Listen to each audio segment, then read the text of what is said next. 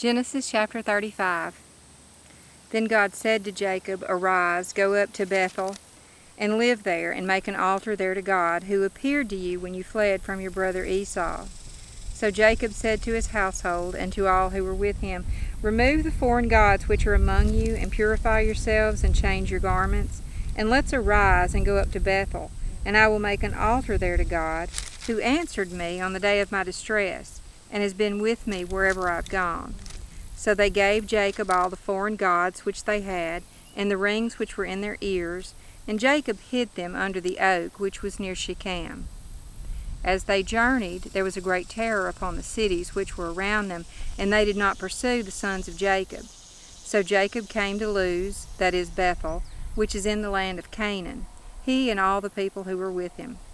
Then he built an altar there, and he called the place El Bethel, because there God had revealed himself to him when he fled from his brother. Now Deborah, Rebekah's nurse, died, and she was buried below Bethel under the oak, and it was named Allon Bacuth. Then God appeared to Jacob again when he came from Paddan Aram, and he blessed him. God said to him, "Your name is Jacob. You shall no longer be called Jacob, but Israel shall be your name." So he called him Israel. God also said to him, "I am God Almighty. Be fruitful and multiply.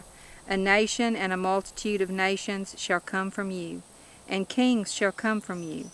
And the land which I gave to Abraham and Isaac I will give to you, and I will give the land to your descendants after you." Then God went up from him at the place where he had spoken with him. So Jacob set up a memorial stone in the place where he had spoken with him, a memorial of stone, and he poured out a drink offering on it. He also poured oil on it. And Jacob named the place where God had spoken with him Bethel. Then they journeyed on from Bethel, but when there was still some distance to go to Ephrath, Rachel began to give birth, and she suffered severe difficulties in her labor.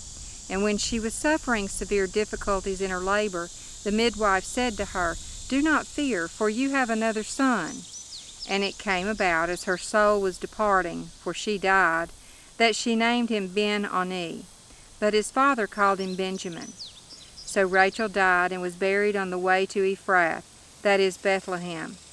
And Jacob set up a memorial stone over her grave. That is the memorial stone of Rachel's grave to this day. Then Israel journeyed on and pitched his tent beyond the tower of Eder. And it came about, while Israel was living in that land, that Reuben went and slept with his father's concubine Bilhah, and Israel heard about it. Now there were 12 sons of Jacob. The sons of Leah were Reuben, Jacob's firstborn, then Simeon, Levi, Judah, Issachar, and Zebulun. The sons of Rachel were Joseph and Benjamin. And the sons of Bilhah, Rachel's female slave, were Dan and Naphtali. And the sons of Zilpah, Leah's female slave, were Gad and Asher. These were the sons of Jacob who were born to him in Paddan Aram. Jacob came to his father Isaac at Mamre of Kiriath Arba, that is Hebron, where Abraham and Isaac had resided. Now the days of Isaac were 180 years. Then Isaac breathed his last and died, and was gathered to his people, an old man of ripe age, and his sons Esau and Jacob buried him.